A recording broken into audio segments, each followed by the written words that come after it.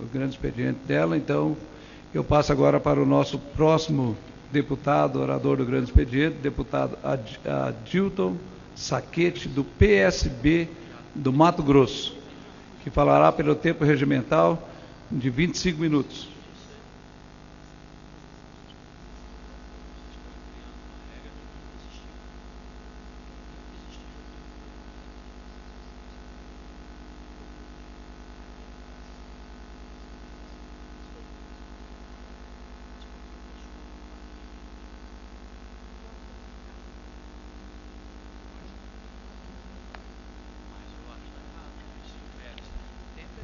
Senhor presidente, senhoras e senhores deputados e deputadas, demais senhoras e senhores aqui presentes, quem está nos ouvindo ou nos assistindo por meio da internet, do rádio ou da TV Câmara, em especial, ilustres cidadãos do estado do Mato Grosso, a quem tenho orgulho de aqui representar. Não poderia deixar de registrar o meu mais profundo agradecimento aos eleitores dos 140 municípios do nosso estado que acreditaram no meu trabalho e me concederam 112.722 votos de confiança. Quero agradecer também nessa oportunidade em especial a minha querida cidade de Rondonópolis, que me deu 47.866 votos, ou seja, 49,52% dos votos válidos naquela cidade. Aos meus amigos, à minha família, à minha querida esposa, que me ajudaram nessa caminhada para poder chegar até aqui. Senhoras e senhores, quero aqui ressaltar a atividade que vim representar nessa casa. Eu represento o estado do Mato Grosso, mas em especial o estado do agronegócio, da agricultura, da pecuária, da suinicultura e tantos outros ramos produtivos desse setor. Quero contar um pouco a história do meu estado do Mato Grosso, dos sonhos que nos levaram para aquele estado, dos sonhos dos produtores que estão lá hoje instalados e tornaram o nosso estado do Mato Grosso o maior produtor nacional de grãos. Somos hoje o maior produtor de soja, de algodão, de milho pipoca, de girassol, e temos o maior rebanho bovino do nosso país. E ainda ocupamos a primeira posição em produção de peixes de cativeiro. E no futuro próximo, seremos maiores produtores de carnes suínos e de aves.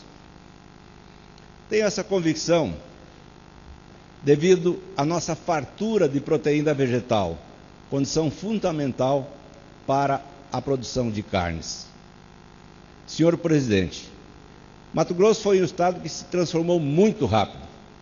Há 40 anos, era uma unidade da federação que só havia cerrado. Hoje, é um estado em pleno desenvolvimento, em que combinamos de forma harmoniosa o crescimento econômico com respeito ao meio ambiente. Nos últimos 15 anos, a produção de nossas três principais culturas, soja, milho e algodão, passou de 13 milhões de toneladas para 50,4 milhões de toneladas, um crescimento de quase 400%. Uma superprodução que influencia de forma positiva a balança comercial brasileira. Enquanto o Brasil fechou 2014 com quase 4 bilhões de dólares de déficit, Mato Grosso encerrou o mesmo período apoiando o Brasil com superávit na balança comercial de 14 ou quase 14 bilhões de dólares. Mas eu quero ressaltar, nobres parlamentares, que toda esta expressão agrícola em nosso estado foi acompanhada de uma forte queda no desmatamento. E aqui quero realmente destacar: produzimos mais e desmatamos menos. A Secretaria do Meio Ambiente do Mato Grosso reduziu em 80% o desmatamento entre os anos de 2006 a 2014, exatamente nos anos onde nós aumentamos a produção. O Brasil é o país que mais descarbonizou o meio ambiente no mundo. E o Mato Grosso contribuiu muito para isso. Esses dados também são comprovados por vários institutos internacionais de pesquisa. Toda essa superprodução agrícola que eu acabei de informar é plantada em apenas 10% do território mato-grossense. A pecuária e outras atividades agrícolas ocupam 28% de nossa área. Ou seja, Mato Grosso, celeiro do agronegócio, possui 62% de suas áreas preservadas. São reservas florestais, unidades de conservação, terras indígenas e outros. Um exemplo é o nosso Pantanal, patrimônio que nós temos hoje disponível para quem quiser conhecer aquela beleza, aquela exuberância de natureza intocada em termos de ocupação de extração, e sim ocupada pelas pessoas que lá vivem. E digo mais, vamos continuar aumentando a nossa produção e o nosso rebanho. Eu garanto, temos condições de fazer isso de forma sustentável, sem precisar derrubar nem mais uma árvore, somente transformando parte das nossas áreas de pastagem em agricultura. Hoje estamos obtendo bons resultados na integração lavoura-pecuária, dentro do mais puro conceito de sustentabilidade, interagindo com o mundo e preservando o meio ambiente. Aqui eu quero destacar já o que ocorre no nosso estado como a terceira safra anual. Normalmente, no mundo, nos países do hemisfério norte, se desenvolve uma safra por ano. No Brasil, pelas condições edafoclimáticas, em vários locais se desenvolve 2 safras por ano. Na região do Mato Grosso, na região centro-oeste, mas principalmente no Mato Grosso, já estamos indo para a terceira safra. Planta-se a soja no início das chuvas, colhe-se a soja, planta-se milho e no meio do milho, braquiária. Colhe-se o milho, sobra a palhada do milho com a braquiária para alimentar os rebanhos, fazendo assim, então, a terceira safra numa mesma área.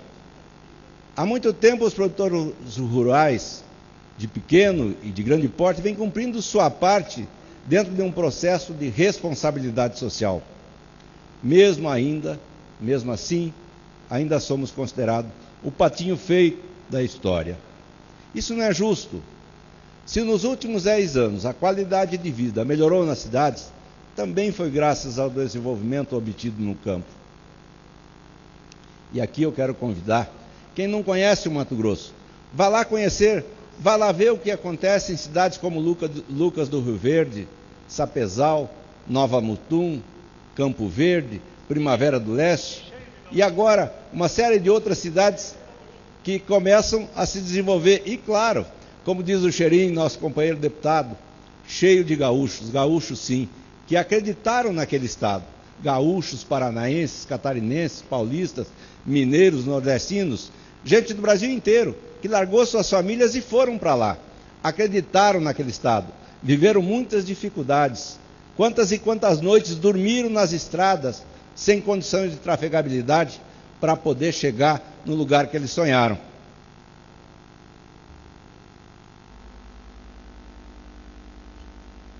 Então estou aqui convidando quem não conhece o Mato Grosso, vá até lá conhecer e ver o que está acontecendo. Aos trabalhadores rurais que passam dia de sol, dia na chuva, cuidando da terra, plantando e alimentando e gerando bons frutos. Quero dizer de como nós temos visto que alguns nos veem, colocam ideologia nessa atividade. O agronegócio está, a palavra, intoxicada de ideologias. O número que mostrei são dados oficiais e verdadeiros. E o Mato Grosso, em termos de agricultura e pecuária e tantas outras atividades que compõem o agronegócio, é um case de sucesso. Claro que as conquistas que se seguiram não foram vitórias isoladas dos agropecuaristas. Tivemos apoio de diversas entidades, entre as quais destaco a FAMATO, a Acrimate, a AMPA, a Crismate, a ProSoja, as cooperativas agrícolas, fundações, tal como a Fundação Mato Grosso, que teve importante participação em todo esse processo de desenvolvimento.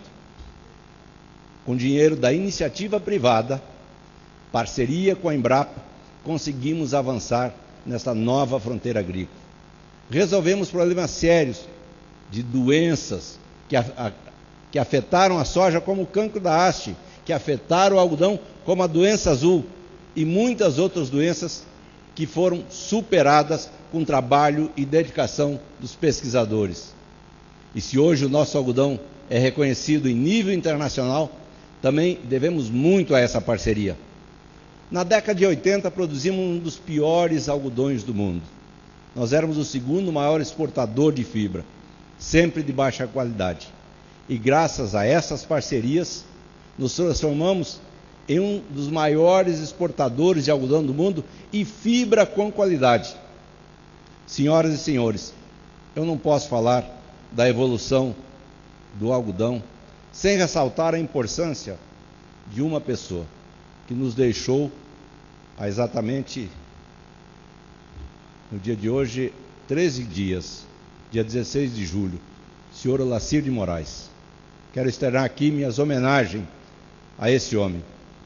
Um visionário que deixou um imenso legado para a agricultura brasileira, em especial para o algodão.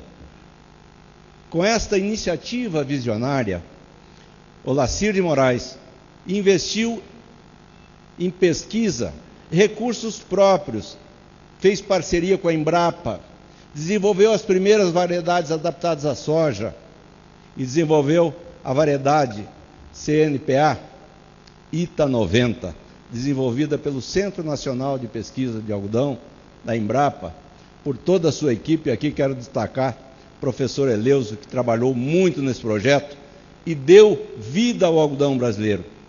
Se hoje produzimos algodão da melhor qualidade, respeitado em todo o mundo, muito devemos então a esse homem, Olacir de Moraes. Todo esse desenvolvimento, toda essa melhoria de qualidade de vida das pessoas, reflete diretamente na vida daqueles que moram nas cidades. A geração de renda no campo atrai novos negócios, alavanca setores de serviço, alavanca o comércio, e por isso as cidades ligadas ao agronegócio possuem os maiores índices de desenvolvimento humano do Brasil. E isso nos dá orgulho. Nós não podemos dizer que o agronegócio é uma perfeição, que não tem problemas. Claro que sabemos que tem dificuldades, mas também sabemos que temos que discutir essas dificuldades, que temos que buscar soluções para aquilo que pode ser melhorado. Nós não somos o dono da verdade. Nós queremos dizer que nós queremos uma agricultura séria, sustentável, que dê condições de quem vive no campo viver bem, que dê condições da cidade ter altos índices de IDH, e queremos uma agricultura responsável. Nós não podemos admitir que uma organização não governamental, quase sempre estrangeira, venha aqui dizer o que nós temos que fazer e como fazer. Chegam aqui, não falam nem a nossa língua e agem como se fossem os donos de nossas florestas, de nossas produções, da Amazônia e talvez do nosso patrimônio. São milhares e milhares de ONGs instaladas no nosso país, que se proliferam aqui. Quais e quem são esses ambientalistas, esses ditos pseudos ruralistas? Quais são seus reais interesses? Senhoras e senhores, eu não quero aqui generalizar, afirmando que todas as ONGs têm problema. Claro que não são todas. Existem entidades sérias que já comprovaram um trabalho social, humano, em todos os sentidos exemplar. Mas nós precisamos separar quem é bom, quem faz um bom trabalho e quem está manchando o nome das ONGs. O governo precisa enfrentar logo esse poder invisível das organizações não governamentais. Elas podem chegar boicotando uma usina aqui, uma estrada ali, como a BR-158, que corta o Mato Grosso, um dos principais corredores da nossa produção. Quero destacar aqui um pedacinho da história desta rodovia. Ela começou a ser construída em 1944, pelo então presidente Getúlio Vargas. Aliás, se os senhores olharem no mapa rodoviário brasileiro, ela consta como sendo uma rodovia toda asfaltada. Eu convido os colegas a irem comigo, na época das chuvas, para ver o atoleiro que é aquela estrada. Um absurdo. A população e os produtores do Baixo Araguaia não aguentam mais esperar. Aquela região já é conhecida pelo triste apelido de Vale dos Esquecidos. Senhoras e senhores, eu quero ressaltar essa região, que esta região contribui também com o agronegócio brasileiro. E poderá contribuir muito mais. Tem 4 milhões de hectares aptos e prontos para entrarem na agricultura. E olhe que nós temos até agora 9 milhões plantados em todo o estado do Mato Grosso e já somos o maior produtor. E a população sonha com a finalização desta rodovia. E que até hoje não possui sequer um traçado definido. Exatamente o que vocês estão ouvindo, nobres colegas. Um traçado definido ainda não existe. E sabem por quê? Porque a estrada foi feita um traçado, aonde está nos mapas, cortando uma reserva indígena. A base da estrada, durante todos esses anos, desde 1944, está lá e se transita por lá. Quando foi para asfaltar, não podia mais colocar o asfalto naquele local. A FUNAI impedia que se passasse dentro das reservas indígenas e pediu para se contornar. Porque quando começou, a FUNAI pediu para contornar essa reserva. Aí disse que é preciso mudar o projeto, a estrada precisa ser desviada. Mas eu pergunto, por que não foi visto isso antes da consolidação da estrada? Quem vai pagar a conta agora? Estrada sem um trecho sem asfalto? Quanto tempo isso vai demorar? E não para por aí. A construção da estrada segue mais um pouco. E de repente vem a FUNAI novamente, interrompe as obras. O argumento utilizado agora é que foi encontrado um cemitério que talvez possa ser dos índios Chavantes. Sendo assim, dizem que ali era terra de índio, então a reserva precisa ser ampliada.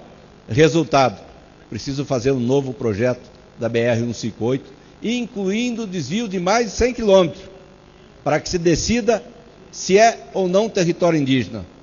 E digo mais, tem mais ainda. Depois desse primeiro desvio, agora tem um segundo desvio, que eleva em mais 150 quilômetros a estrada. Quer dizer, é o desvio do desvio e o povo esperando para poder transitar e para poder receber o asfalto. Deputado não é assim que vamos resolver esse impasse. Pois não, deputado Heinz. Senhor presidente, colegas parlamentares, queria cumprimentar o deputado Sacchetti, uma grande aquisição, o deputado Nilson Sertão, que vem se somar ao seu trabalho hoje aqui na Câmara dos Deputados. O Estado do Mato Grosso nos coloca um grande produtor rural, uma grande liderança do Estado do Mato Grosso, que vem hoje se somar à nossa frente parlamentar da agricultura, defendendo os interesses, seguramente, do maior estado de produção do Brasil hoje. E Vossa Excelência, deputado Sacchetti, pela sua história, pela sua origem, junto com tantos outros gaúchos e tantos brasileiros que estão hoje no estado do Mato Grosso, estão fazendo o orgulho de ser aquele estado, um dos maiores estados de produção do Brasil. Parabéns pelo seu trabalho, e nessa questão indígena que Vossa Excelência está falando, com o deputado Nilson e tantos outros colegas parlamentares, nós temos nos dedicado para resolver os problemas que o seu estado tem e que o Brasil tem hoje nessa absurda questão indígena, onde na semana passada 2 invasões, pela incompetência do Ministério da Justiça, nós estamos acompanhando no estado co-irmão do Mato Grosso, que é o Mato Grosso do Sul. Portanto, parabéns pela sua atuação, estamos juntos trabalhando em prol do agronegócio brasileiro. Obrigado, deputado Heinz. Deputado Nilson. Bom, eu quero primeiro parabenizar aí o nosso deputado Adilto Sacchetti e parabenizar Mato Grosso por ter elegido uma pessoa de tamanha envergadura, com a experiência, que ajudou a transformar Mato Grosso no que é hoje, no agronegócio, conhece o setor como poucos, foi prefeito de Rondonópolis, a maior cidade do interior do estado de Mato Grosso, uma cidade importantíssima também para o Brasil.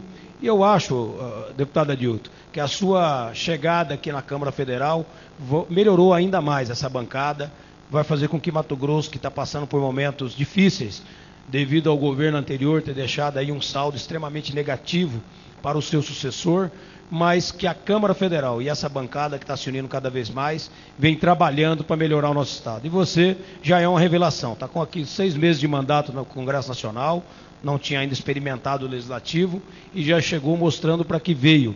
Eu quero, de fato, deixar de público aqui a minha simpatia, a minha alegria de conviver com Vossa Excelência, que muito mais que um deputado, eu ganhei um amigo, uma pessoa sincera, franca, dura quando tem que ser dura de falar as coisas, mas acima de tudo, que é um brasileiro de verdade, um cidadão que defende o seu Estado, defende o seu país e continue contando com a nossa amizade, com a nossa parceria e, acima de tudo, com o nosso trabalho. Que Deus abençoe essa sua caminhada a favor do povo de Mato Grosso e a favor do Brasil. Obrigado, deputado Nilson. Então, voltando à questão indígena, essa falta de diálogo, de coerência, só aumenta o conflito aonde tem entre índios e brancos. Não é assim que vamos resolver esse impasse. Quero lembrar que a demarcação indígena não é a única questão que envolve os índios.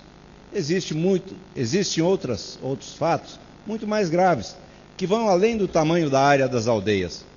Problema com desnutrição infantil, doenças, alcoolismo, suicídio e até fome entre os indígenas. O que os índios querem é viver bem, com dignidade, com saúde, educação e bem-estar. E eu espero que a comissão da PEC 215, da qual eu faço parte, consiga encerrar esse capítulo e passar a limpo a questão indígena. Quero também ressaltar a dificuldade logística que nós temos no nosso estado. A questão da BR-163, ligando Sinop a Itaituba, faltam 130 quilômetros para asfaltar. Itaituba, já a parte portuária pronta, as barcaças prontas para rodar, chega na hora do período de safra, época da chuva, não consegue receber o produto para ser exportado por via fluvial. Então quero ressaltar o trem chegando em Rondonópolis, que também foi um avanço, e agora os estudos aí da ferrovia transoceânica que vem para ajudar a melhorar a agricultura do nosso estado. Caros parlamentares, eu também gostaria de aproveitar aqui um momento aqui na tribuna para falar de outros problemas que enfrentamos, como os elevados custos de um sistema tributário complexo que onera os investimentos e as exportações. Outro grande problema é a questão do licenciamento ambiental. Há um excesso de regras claras, mas não claras, e não há prazo para tramitação. Nós temos que alterar isso. Nós temos que buscar maneiras que as regras sejam transparentes, fácil de ser entendida e tenham um prazo para tramitar. Tudo isso desestimula o desenvolvimento das atividades produtivas, reduz nossa produtividade, nos torna menos competitivo em uma economia mundial cada vez mais exigente, cada vez mais competitiva.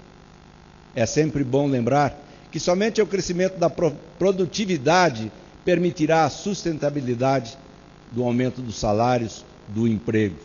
Isso nos inspira a buscar maior alinhamento e parceria com todos os envolvidos na cadeia, trabalhadores, empresário, governo, afinal, todos aqueles que fazem parte desse contexto.